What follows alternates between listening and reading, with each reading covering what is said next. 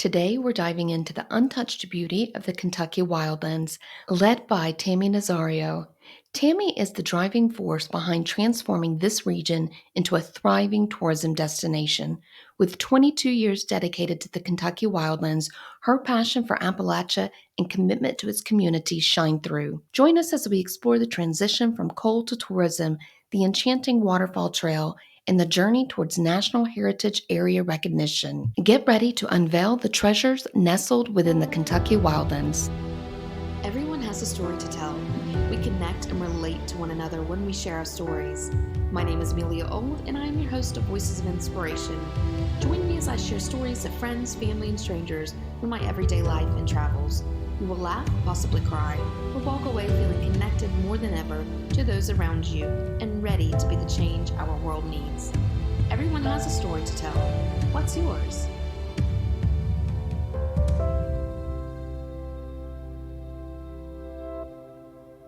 So thank you so much for joining me today. I guess I'd really love to start off from the beginning. Can you tell us a little bit about your personal journey from being raised in Kentucky and how that led to becoming the executive director of the Kentucky Wildlands? Absolutely. Yeah. So I grew up in Stearns, Kentucky. It is definitely a part of the Kentucky Wildlands. And so it's located in McCreary County in the southern part of Kentucky. And I feel like it's just absolutely one of the most beautiful places in the world. I may be a little biased, but in the Kentucky Wildlands area, we have over 800 waterfalls, and just in McCreary County alone, there are hundreds and arches. And so it's just a nature lover's dream there. And growing up, I was part of the latchkey generation. So we just were in the woods all day. We were out on our bikes all day, leave early in the morning, come home late at night. So nature's absolutely always been my favorite. I love all the hiking, the biking, just anytime I can be around water or creekside. Also, I have deep Eastern Kentucky roots, so very familiar with the area, but I also saw the challenges throughout the years. The devastating flooding that they go through. Just they have a lot of challenges that they faced, and they continue to be so resilient. And so I always knew I wanted to somehow serve Southern and Eastern Kentucky. I just didn't know in what capacity. This opportunity just kind of has fallen in my lap through just a series of events throughout my life, I guess. I've been now with the organization, actually, this month is 23 years. So I've been here for a while and started out. The mother organization is Eastern Kentucky Pride. And so Pride started in 1997 cleaning up the waterways in southern and eastern Kentucky. And we do that in various ways. We recruit volunteers, we're very volunteer based. Throughout inception, we've recruited 500,000 volunteers, Wow. as many as 30,000 in 1 year to pick up roadsides, mountainsides, creek banks, those types of things. So we organize cleanups across the region. We have as many as 500 of those during the month of April. And we also have a septic tank program where we install septic tanks in low income homes. Straight pipes have been an ongoing issue in southern and eastern Kentucky forever. And so through different partnerships, we've been able to provide sanitary sewer to 30,000 homes throughout the years. We've removed nearly 1 million tires from the roadways. So at our 25th year, it was like, okay, we have spent all this time cleaning up. Now let's showcase it. Let's bring people here. And so from that, the Kentucky Wildlands was born. So much of our beauty is still natural. It's still untouched.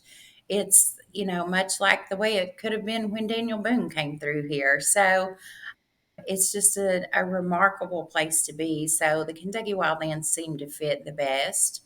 And so that's where we went with that. We applied for implementation dollars from the Appalachian Regional Commission, and we're very fortunate to to receive that funding. And so we launched the Kentucky Wildlands through many challenges, to say the least. Branding a 42 county region over 14,000 square miles um, is not easy. And so a lot of work behind the scenes, preparing to launch, all of those things. And so here we were ready to go in 2020, and boom, launching a tourism organization when COVID shows up.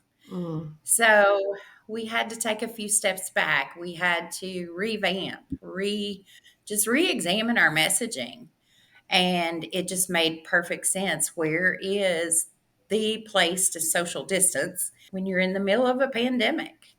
And it's mhm, right in the middle of 14,000 square miles of absolute untouched beauty. We have amazing camping spots here. We have unique stays, everything from yurts to tree houses to you can stay in a covered wagon. mhm, So we just revamped our messaging and we marched forward. And I like to always try to look for the positive in things, even though COVID was so challenging. It almost was a silver lining for us also. Once we did that, there is no better place to social distance. So once we took that approach, we moved forward.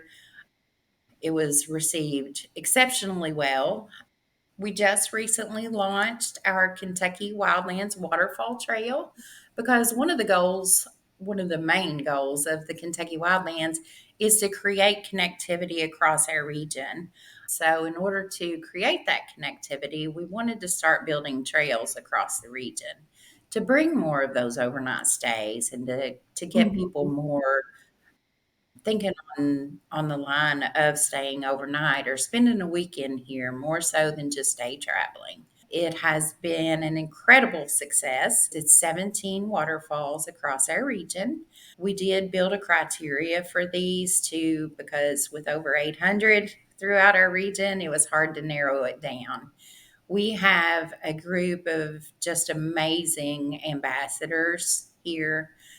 They've been with us, most of them since day one, and they're mhm, our amazing photographers who provide their talents to us at no charge because they love this region as much as we all do.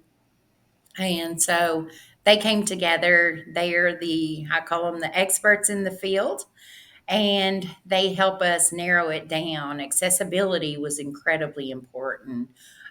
Parking, could you find it easily? Is there signage available? So we went through a whole line of criteria to narrow this down. We feel like each of them has some of the most unique opportunities that you'll see in a waterfall. For example, Yahoo Falls is the tallest waterfall in Kentucky. Cumberland Falls, it's the largest waterfall, and of course, the Niagara of the South. Love to brag about our moon bow there. mhm. And so, yeah, we're very proud about the waterfall trail.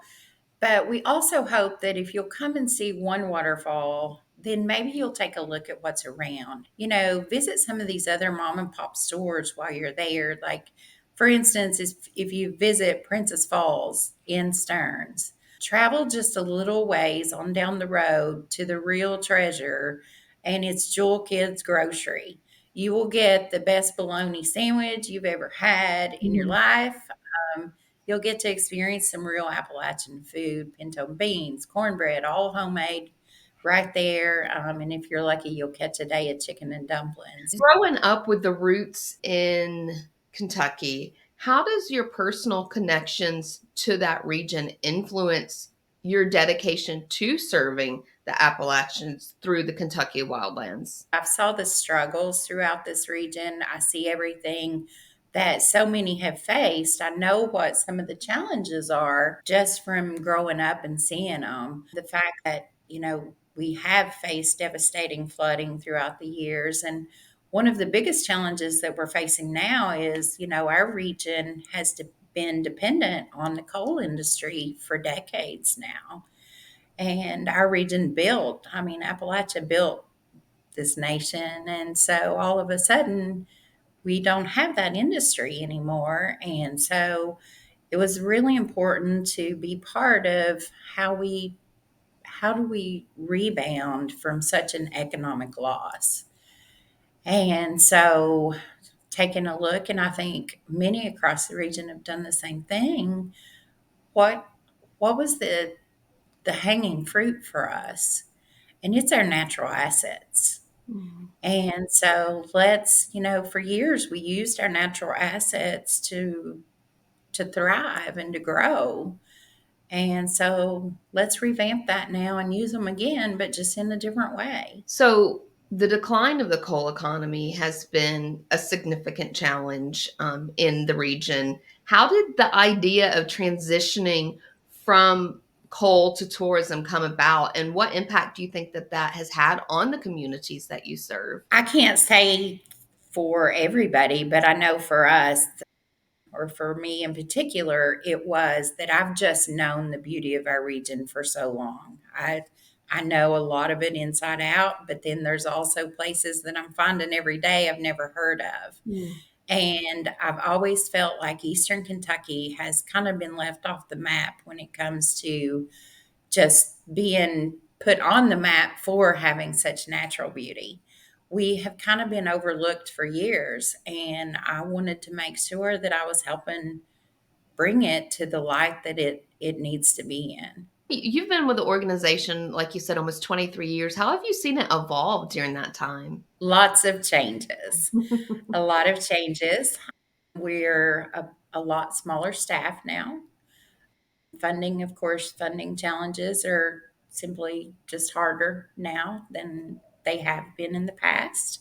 But of course, we have made that evolution as we move. We're definitely not leaving behind those other programs. We will continue to do the cleanups. We will continue to improve the water quality through the septic tank program. We'll continue all of those things, but we're going to do it on a more volunteerism opportunity. So we're going to really have a focus on volunteerism in 2024. And so we're putting all the plans together for that. And we also, just because we are such a smaller staff, we're more dependent on the community itself to help us. And so we've just launched an ambassador program, the Kentucky Wildlands Ambassador Program. So we'll rely a lot on those ambassadors to kind of help us when we can't come. Some events we won't be able to get to, or when they're out in the nature, then just hashtagging us, sharing that to help get the word out of who is the Kentucky Wildlands. And as we move forward and continue to evolve, in 2024, we will be Kentucky's first National Heritage Area. So we're incredibly excited about that. We started this process in 2019. It was co-championed by Congressman Rogers and Senator McConnell to begin the feasibility study to make us the first National Heritage Area in Kentucky. There's only 55 throughout the United States. And so we will be one hopefully by spring of 24. That's exciting. How has the community responded to the way that the organization has evolved over time and all of these different programs that you have? How has the community responded to that? Overall, I think it's very positive. We've had a lot of support as we move forward. Even in the building process, we had 6 town halls because it was community buy-in is the most important thing in order to make this project successful. And so we have tried to keep that as our number one focus through everything that we do. How are we keeping the communities involved? How are we keeping them informed? And so, of course, that became a lot more challenging through COVID. We did continue to have Zoom meetings and those types of things, but the community overall seems very supportive. We had over 350 people attend one of the town halls. We've had plenty of community support come in through the National Park Service, but we still realize also that the name recognition is something that we've really got to work on. anytime you're building a new organization, just that name recognition is, you've got to get that name out there. Absolutely. Can you talk a little bit about the waterfall trail, and that's a new initiative with you guys. What makes that trail unique, and how do you think it contributes to the overall tourism initiative in that region? It's unique in that there's not a waterfall trail here. And of course, we've always heard all about the Bourbon Trail, the Bourbon Trail. Well, we're more than bourbon and horses in Eastern Kentucky, although we are getting some places along the Bourbon Trail, and I'm super excited about that. But we're a little more unique, and so what we have is nature. And so the Waterfall Trail, that's kind of our prize over here. And so very excited about it. Set 17 waterfalls across the region, everything from novice to expert. So there's something for everybody. We wanted to make sure and include that. There are also some handicap accessible trails. So there's some that are just very easy. So you can bring your children along, you can bring your strollers with you. And of course, we've tried to mark those that are pet friendly, but I always encourage everyone to do their own research also. Can you share a memorable experience that you've kind of gone through with your time with the organization over the last almost 23 years? Has there been something that just really stands out? Yeah, I have a few of those. I've had the opportunity to give two people a brand new home who had nothing. And so when you can do that, you're changing not just their life, but you're changing generations to come, because Mm. their grandchildren are going to have a place to be, their children. So that those two will always be incredibly special to me. We've had several, episodes of just incredible stories where we've replaced, or not even replaced, we've added a septic tank to a home that had never had one. One such was an 86-year-old woman. So, you're changing their life. I've had calls on the other side of it with the Kentucky Wildlands, just people sharing how they had no idea this place even existed. And so they received our information and they would call me. And, I had one lady I sat on the phone for a couple hours with one night. She was taking care of her mother. She was in a wheelchair. And she was like, we really want to come down, but I have no idea. I've never been there before. Have no idea how to even start to know where is okay to that would be handicap accessible. And she just wouldn't tire out too much. And so I spent, a couple hours researching and putting her some things together. She came down that weekend. She called me afterward and she was like, "Honey, this was amazing." And she was just telling me how thankful she was that I had taken that time to spend with her, but more so that she had the opportunity to experience this and it not be a challenge for her.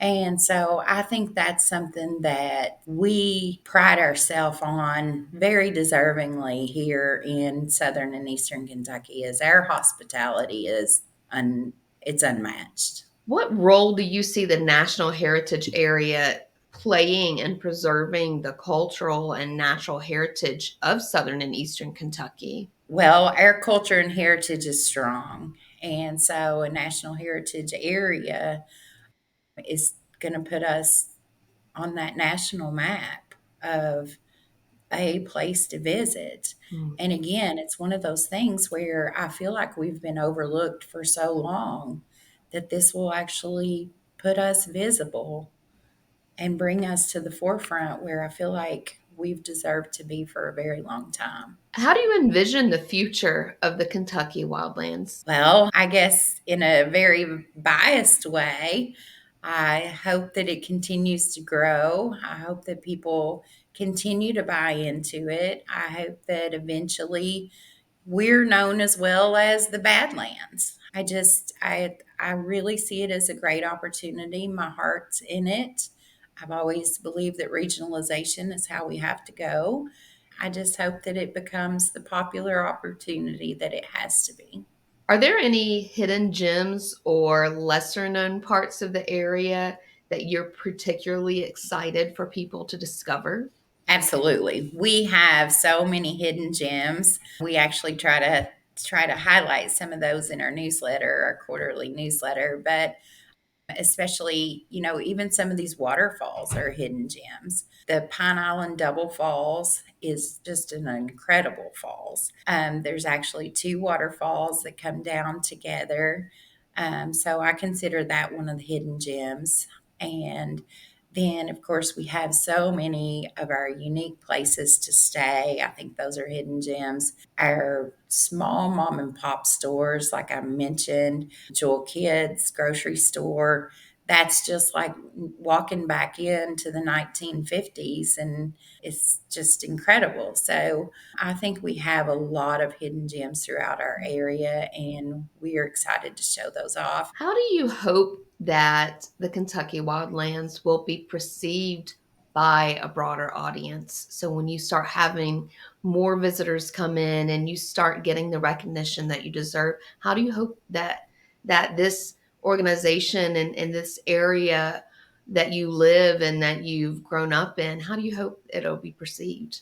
Well, I hope it definitely is positive. And we have done actually our first visitor study since we launched. And in the first year, it showed that we were able to change the perception in a more positive manner by 47%. So that's where we want to go. We want people to come here and be like, oh, wow, I've always heard all of these negative stereotypes. Mhm. This place isn't like that at all. Yeah. And so that's what we're hoping to achieve. What advice do you have for other regions looking to transition from declining industries to sustainable tourism based on your experience? I would definitely take a look at what assets you have readily available. It's always easier to start with something that you have instead of trying to build something new. Definitely bring in the experts in what you're thinking, because I knew absolutely nothing about tourism. So I was a wallflower in every tourism conference that I could find, trying to just learn anything and everything I can, and to also meet those that were in the industry that might be able to help me. And that's one thing I've been incredibly fortunate with, is the Kentucky Wildlands does have an incredible team. So definitely make sure that you're relying on those who know what they're doing. That's really good advice. What exciting, I mean, you touched on this a little bit, but what other exciting projects and developments can we expect moving forward? Well, we, of course, will continue to work toward becoming the National Heritage Area. That's going to open up a lot of opportunities for us. We are also working on a signage program that we hope to get off the ground next year. Signage has been a little bit challenging, but we're continuing to work toward that. We will continue to market, but we will also be, as we talked about culture and heritage, we're going to work toward releasing a culture and heritage trail, just like that of the Kentucky Wildlands Waterfall Trail. So, those are just a few of the things that are coming in 2024, and it's ever changing with us. So, stay tuned. Now, I want to go back just for a moment that you mentioned that you guys are really starting to kind of move into this voluntourism. Can you talk just a little bit more about that and what you would like to see happen and what opportunities that you hope will be available for visitors? Absolutely. One of the best examples for that, I think, is every year we have a cleanup during the month of April. April is spring cleanup month. And one of those cleanups is at Cumberland Falls State Resort Park. And so, as we all know, that's one of our largest tourism attractions in our region. And so we have recruited as many as over 600 volunteers to clean up 29 miles of roadway. We remove thousands of bags of trash right before the tourism season starts, so that just their drive in is just as beautiful as it should be. And then we also, after the flooding season, then a lot of trash tends to gather at the bottom of the falls. So we remove thousands of bags of all of that from the bottom also to prepare it for the tourism season. So we would love to see some of those who really want to give back to our environment use that as an opportunity. Come visit. Also, stay at the Cumberland Falls State Resort Park, or the covered wagons are just up the road. Go stay there and then take in, spend a few more days and see what our beautiful area has to offer. So, where can our listeners find you guys online? We are at explorerkywildlands.com. We are also on Facebook and Instagram, which you can link to from our website. And yeah, you can sign up for our newsletter to stay updated on everything that we've got going on, new opportunities. And again, if anybody in southern and eastern Kentucky is listening, our ambassador program, we're taking applications right now too. So would love to have those come in. And I will make sure to link to all of your website and all of your social media profiles in the notes of this episode. Someone who enjoys traveling, how has your personal passions for exploration influenced your approach to promoting Kentucky Wildlands as a travel destination? I think because I've been fortunate to be able to travel so much that I've saw so many beautiful areas, and it always stuck in the back of my mind. We have this. We have all of this, Mhm. but people aren't coming to see ours, and why? And so I think that's made it even more important to me to make sure that it gets the marketing attention that it deserves. Yeah, I agree. I mean, I was not familiar with the area prior to connecting with you, and I personally am adding it to my own list to visit, and I'm very excited to see and hear all of the things that you guys are doing, and I can't wait to personally visit. I have one more question, and I ask everyone this: do you have a favorite quote or any words of wisdom that you would like to share? I think we've all been through so many challenges the last couple of years, especially. It's just to continue to work together, continue to build partnerships. That's as each of us face more and more funding challenges, those types of things. Partnerships are so important. And so that would be probably just my line of advice. I love that. And I think that's incredibly important. Thank you so much for taking the time to chat with me. I really enjoyed learning more about the Kentucky Wildlands. And like I said, I cannot wait to visit. Please do. We can't wait to have you.